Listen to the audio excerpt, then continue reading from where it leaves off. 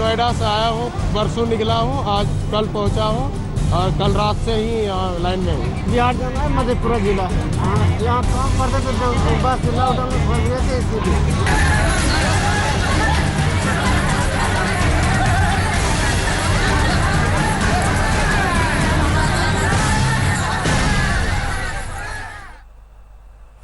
गाजियाबाद में जिला प्रशासन की बड़ी लापरवाही सामने आई है। तस्वीरें आपने देख ली। सीधे रुक कर लेते हैं ग्राउंड जीरो का, जहां से श्वेता सिंह मेरी सहयोगी इस वक्त हमारे साथ जुड़ चुकी है। श्वेता, अभी क्या स्थिति देख रही है वहां पर आसपास? किस तरह के इंतजाम हुए इन मजदूरों के लिए?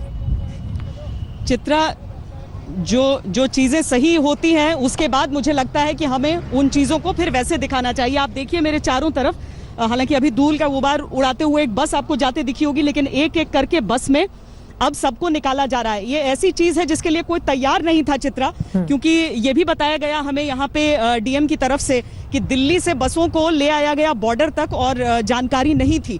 लेकिन बहुत सारे लोग ऐसे जो गाजियाबाद के भी थे जो यहाँ पर आए। अब बसों में भर भर के 70 लोगों को एक एक बस में डाल के, अगर आप मेरे पीछे भी देख लें तो ये सारी बसें जा रही हैं स्टेशन की तरफ। ये सब स्टेशन पे जाएंगी क्योंकि जो 7 ट्रेनें हैं उन्हें आज निकलना है। तो ये 7 ट्रेनों के लिए ये सारे बस, और अधिकतर इनमें जो हैं वो बिहार के रहने वाले हैं। कहाँ के रहने वाले हैं? बिहार के। स्टेशन जा रहे हैं, देखिए स्टेशन जा रहे हैं सब। ये अधिकतर यहाँ पर जो बसें हुई हैं, जो पंजीकरण हुआ है लोगों का, वहां पर भी अगर आप लोगों को कतारों में बैठे हुए देखेंगे तो आप उनसे, हम लगातार जो बातचीत कर रहे हैं वो यही बता रहे हैं कि सबका पंजीकरण हुआ है और वो सब अब अपने अपने घरों की तरफ निकलेंगे, स्टेशन की तरफ जा रहे हैं। कोई रक्सौल जा रहा है, कोई मधुबनी जा रहा है, कोई सीतामढ़ी जा रहा है। अलग अलग जगह के लोग हैं। पटना स्टेशन तक कैसे, और उसके आगे बिहार सरकार की व्यवस्था। लेकिन बहुत सारे लोग, अगर आप मेरे दूसरी तरफ देखें तो वो खबरें देखकर आ रहे हैं यहाँ पर और अब पंजीकरण की कोशिश कर रहे हैं। तो अब अगर आप चारों तरफ देखें चित्रा, आपको बहुत व्यवस्था दिखेगी। वहां पर आपको आरएसएस का एक कैंप दिखेगा जहां से पानी के बोतल भरे जा रहे हैं सारे बसों में। जो एनडीआरएफ के जवान हैं वो आपको नजर आएंगे जो खाना बांट रहे हैं समय समय पर। जो महिलाएं और बच्चे हैं, मैंने देखा है, उन सबको छाए में भेजा जा रहा है ताकि जो परिवार वाले हैं वो जब टिकट हो जाए तब आके बताएं, तब छोटे बच्चे और महिलाएं उस तरह से निकलें। लेकिन बहुत लोग हैं जिनको अभी भी इंतजार है, जो मोबाइल से रजिस्ट्रेशन कर रहे थे लेकिन अभी तक हो नहीं पाया। आप रजिस्ट्रेशन हुआ आपका? अभी नहीं हुआ। कब ट्राई किए थे, कब आए यहाँ? अभी आया हूँ। अभी आए ना? तो जो पहले आए हैं उनका रजिस्ट्रेशन हुआ है, लेकिन अब सबको उम्मीद है कि आने वाले दिन में हो जाएगा। हाँ जी, हाँ जी।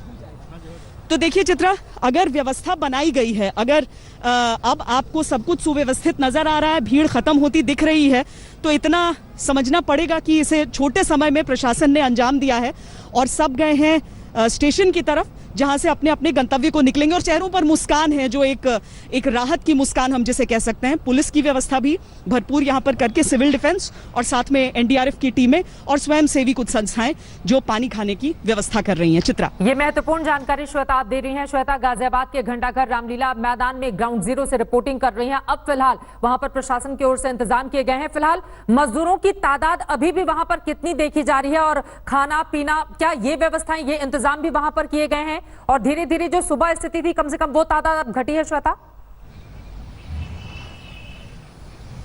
जी हाँ, यहाँ पर अगर आप देखिए तो यहाँ पर वाटर स्प्रिंकलर को ले आया गया है क्योंकि यहाँ पर धूल उड़ रहा है बहुत ज्यादा।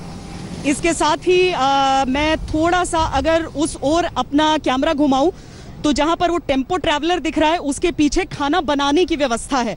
वहां पर कम्युनिटी किचन की व्यवस्था की गई है ताकि खाना बनाया जा सके और हाथ के हाथ बांटा जा रहा है लोगों के बीच में। तो कहीं पर ऐसी कमी नहीं दिख रही है चित्रा। हाँ, सुबह में बहुत ज्यादा भीड़ हमें देखने को मिली थी और उसके बाद ये देखिए, ये क्लोरीन स्प्रे भी किया जा रहा है ताकि जो इन्फेक्शन न रहे किसी तरह का। बहुत भारी भीड़ है। लोग ये भी समझ रहे हैं, जैसा कि हमने लोगों से बातचीत की, वो ये भी समझ रहे हैं कि सोशल डिस्टेंस रखना जरूरी है। लेकिन क्या करें, चूंकि अभी तो सबकी पहली प्राथमिकता है किसी तरीके से सबको टिकट मिल जाए। तो अगर मैं कहूं कि यहाँ पर अब जो शुरू में हजारों की तादाद थी, तो अब मुश्किल से 1000 रुके होंगे। देखिए, एक एक बस लौटती है ये स्टेशन में छोड़कर, यहाँ पर लग जाती है एक कतार में और उसके बाद लोगों को वापस उसमें डाला जाता है। अब मैंने ये भी पता किया चित्रा कि जो लोग छूट जाएंगे यहाँ पे, जिनके जगह की ट्रेन आज नहीं निकल रही है, क्योंकि 7 कुल ट्रेनों को निकलना है, जिनके जगह की ट्रेन नहीं निकल रही है उनका क्या करेंगे? तो उसमें कहा गया कि अगर महिलाएं रहेंगी तो उन्हें यहाँ पर शेल्टर होम में डाला जाएगा, बच्चों की व्यवस्था वहाँ पर की जाएगी, वरना अगर पुरुष हैं और यहाँ पर कंफर्टेबल हैं तो अलग अलग टुकड़ों में यहाँ पर अगर जो जहाँ पर भी आपको थोड़ी छांव दिख रही है वहाँ पर अगर एडजस्ट किया जा सके, अगर सुबह के समय उनकी ट्रेनें चलनी है तो उस तरह की चीजें, क्योंकि ट्रेन के चलने की व्यवस्था भी जो है अभी एक एक करके ही पता चल रहा है कि किस दिन कहाँ की ट्रेन चल रही है, तो उस हिसाब से है। बस इनकी यही उम्मीद है कि कहीं किसी बॉर्डर से ताज़ा खेप ना आ जाए हजारों की तादाद में जो जा रहे। बहुत सारे हरियाणा के भी हमें मिल गए थे यहाँ पे, जो हरियाणा से निकले और उसके बाद उन्हें अगली बॉर्डर से दिल्ली से बसों में बैठाकर भेजा गया है उत्तर प्रदेश के बॉर्डर पर।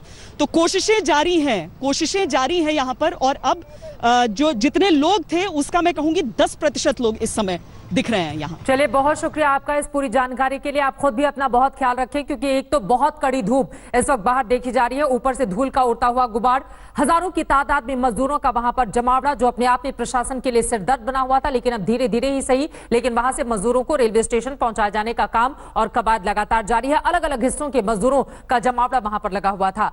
मजदूरों का जमावड़ा राजधानी दिल्ली में भी जुटा। घर वापसी की आस जगी मजदूरों को। खबर जैसे ही मिली कि बस पटपड़गंज से खुलने वाली है, देखते ही देखते भीड़ जुट गई। ये तस्वीरें देखिए, दिल्ली के पटपड़गंज से मजदूरों की ग्राउंड रिपोर्ट। राजधानी दिल्ली में प्रवासी मजदूरों का पलायन लगातार जारी है। इस वक्त हम मौजूद हैं पटपड़गंज के विनोद नगर में। तस्वीरें आपको दिखाना चाहूँगा कि किस तरीके से लोगों का हजूम, ये मजदूर हैं जो कि दिहाड़ी मजदूरी करते थे, सुबह से करीबन 2 बजे से कोई 4 बजे से इस उम्मीद के साथ यहाँ पहुँचा है कि इनका रजिस्ट्रेशन होगा और ये अपने गाँव जाएंगे। ये लोग उत्तर प्रदेश और बिहार जाना चाहते हैं, लेकिन अभी भी कोई व्यवस्था इनके लिए नहीं है। लगातार इनको अब यहाँ पास ही के स्कूल के अंदर जो है वो क्वारंटीन करने के लिए रखा जा रहा है, ताकि ये लोग वहाँ पर रह सकें, ताकि उनके खाने पीने की व्यवस्था हो सके, इनका मेडिकल चेकअप हो, उसके बाद ही इनको गांव जो है वो भेजा जाए। लेकिन अभी फ़िलहाल जिस तरीके से ये लोग सड़कों पर पहुँचे हैं, उसके लिए पुलिस के लिए बड़ी परेशानी जो है वो खड़ी कर दी है। पुलिस अब लगातार इन लोगों को आसपास के स्कूलों में जो है वो भेज रही है, ताकि सोशल डिस्टेंसिंग का पालन हो, यहाँ पर इनका रजिस्ट्रेशन हो सके। लेकिन ये लोग असमंजस की स्थिति में यहाँ पर अपने जहाँ ये रह रहे थे वहाँ से निकल करके अपने घरों में पहुँच गए। अब लगातार आप देख सकते हैं कि जो पुलिस है उनकी तरफ से यहाँ पर अनाउंसमेंट यहाँ पर की जा रही है। और आप लोगों के लिए इंतजाम हो रहा है, आपके लिए है, आप शांति बनाकर रखें, अपने आप पे दूरी मेंटेन करें, जो सोशल डिस्टेंसिंग है उसको मेंटेन करें, एक दूसरे के बीच में जो दूरियां हैं उसको बनाकर रखें, लाइन में खड़े रहें, हड़बड़ी बिल्कुल नहीं मचाएं और भगदड़ नहीं मचाएं। जाने दीजिए बसों को। ये देखिए, ये बसों के अंदर लगातार दिल्ली पुलिस जो है वो अनाउंसमेंट कर रही है इन लोगों। सुशांत मेहरा हमारे संवाददाता की ग्राउंड रिपोर्ट ये देख रहे थे। पटपड़गंज में भी हजारों की तादाद में भीड़ उमड़ पड़ी, जिसके बाद वहां पर पुलिस प्रशासन के लिए हालात को, स्थिति को काबू करना काफी ज्यादा मुश्किल हो रहा था। लेकिन धीरे धीरे ही सही, लेकिन लोगों को वहां से दूसरे हिस्से में पहुंचाए जाने का काम जारी है। वहीं दिल्ली के नरेला में मजदूर सरकारी राशन लेने पहुंचे, लेकिन भीड़ ऐसी उमड़ी कि पुलिस मानवता भी भूल गई। मजदूरों पर काबू करने के लिए पुलिस वहां लाठियां भाजने लगी। मजदूर तो राशन के लिए पहुंचे थे, लेकिन उन्हें मिली लाठियां, और ये वहीं की तस्वीरें आपकी टीवी स्क्रीन पर।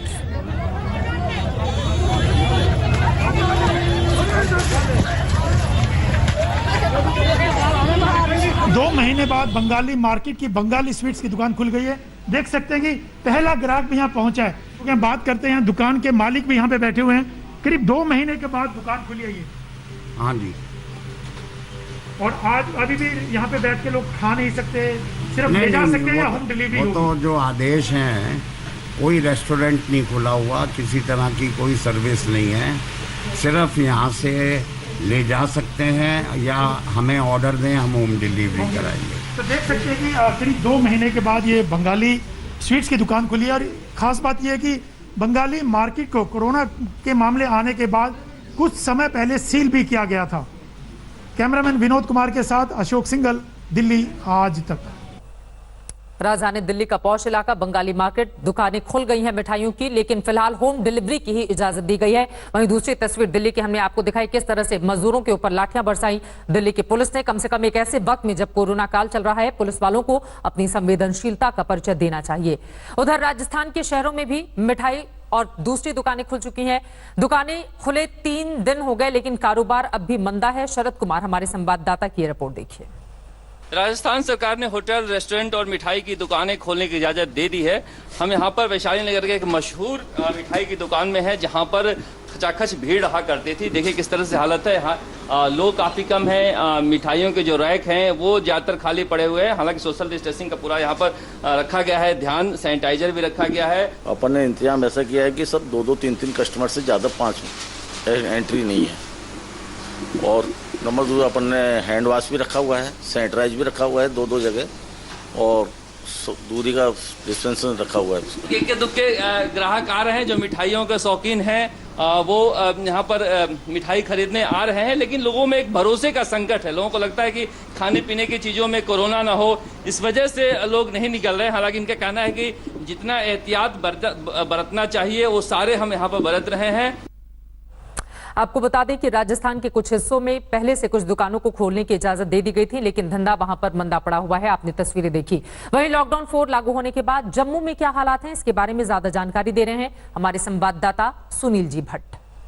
आज से राष्ट्रव्यापी लॉकडाउन के चौथे चरण की शुरुआत हो चुकी है, लेकिन जम्मू कश्मीर में फिलहाल लॉकडाउन का जो चौथा चरण है वो लागू नहीं होगा। तकनीकी तौर पर अगर हम कहें तो लॉकडाउन का जो तीसरा चरण है उसकी अवधि 2 दिन के लिए और बढ़ा दी गई है।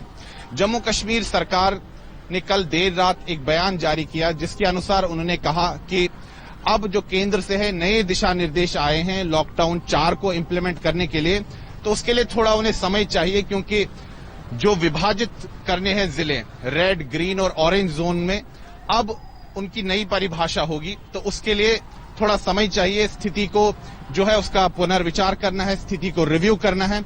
तो उसके लिए 2 दिन के लिए लॉकडाउन 3 का जो तीसरा चरण है उसकी अवधि को बढ़ा दिया गया है, यानी कि 19 मई तक जो लॉकडाउन 3 के जो नियम और कानून थे वही जो है लागू रहेंगे। हम मध्य प्रदेश की राजधानी भोपाल में हैं। भोपाल में आपको बताएं कि 6 सेक्टर में बांट दिया गया है इस जिले को, जिसमें कि कंटेनमेंट जोन को छोड़ करके जो बाकी 6 सेक्टर हैं वहां पे कुछ गतिविधियां ऐसी रहेंगी जिसे छूट दी जाएगी। फिलहाल की तस्वीर अगर आप देखें तो बाजार बंद है, क्योंकि अभी स्थिति स्पष्ट नहीं हो पाई है। माना जा रहा है कि आज क्राइसिस मैनेजमेंट ग्रुप की एक बैठक होगी, जिसमें तमाम अफसर जो हैं मध्य प्रदेश सरकार के वो रहेंगे, और इसके साथ ही जो सरकारी प्रतिनिधि हैं, जनता के प्रतिनिधि हैं, वो भी मौजूद रहेंगे। और उसके बाद गाइडलाइन जो है वो सरकार की तरफ से जारी की जाएगी। खुद मुख्यमंत्री शिवराज सिंह चौहान शाम को आज जनता को संबोधित करेंगे, और माना जा रहा है कि उस दौरान मध्य प्रदेश में अगले कुछ दिनों तक लॉकडाउन के दौरान क्या छूट मिल सकती है उसकी स्थिति स्पष्ट कर देंगे। लॉकडाउन 4.0 में अगले 2 हफ्तों के लिए क्या होंगे नियम और क्या होंगे कानून, इन पर बैठक होगी, और उसके बाद पश्चिम बंगाल सरकार साफ करेगी कि बंगाल और पूरे राज्य में क्या होंगे नियम। लेकिन तब तक मास्क पहनना अनिवार्य होगा। मिनिस्ट्री ऑफ होम अफेयर्स की जो भी गाइडलाइंस है उन्हें फॉलो करना अनिवार्य होगा। अब तक पश्चिम बंगाल सरकार और मुख्यमंत्री ममता बनर्जी बार बार ये केंद्र सरकार से मांग करती रही हैं कि राज्यों को अधिकार दिया जाए रेड जोन, कंटेनमेंट जोन या किसी भी जोन का अधिकार और उसको डिमार्केट करने का। लेकिन अब ये अधिकार तो दे दिए गए हैं, लेकिन चैलेंजेस कई ज्यादा हैं। चुनौतियों के साथ साथ मैं इस समय हूँ कोलकाता में, जहाँ पर रेड जोन है इस समय पूरा कोलकाता। अधिकतर इलाकों में कोरोना के मामले सामने आ रहे हैं और लगातार आ रहे हैं। 100 से अधिक मौत हो चुकी हैं बंगाल में। लेकिन जो सबसे बड़ी चुनौती है वो ये कि ग्रीन जोन से ऑरेंज या ऑरेंज जोन से ग्रीन या रेड से ग्रीन जाने में कैसे आइडेंटिफाई किया जाएगा उन जिलों को जो सबसे बड़े चैलेंजेस रहे। नमस्कार, मैं हूं अंजना ओम कश्यप। हमें उम्मीद है ये वीडियो आपको पसंद आया होगा। लेटेस्ट खबरों के लिए यूं ही देखते रहिए आज तक, और इस वीडियो के पसंद आने पर लाइक, शेयर एंड सब्सक्राइब करना ना भूलें।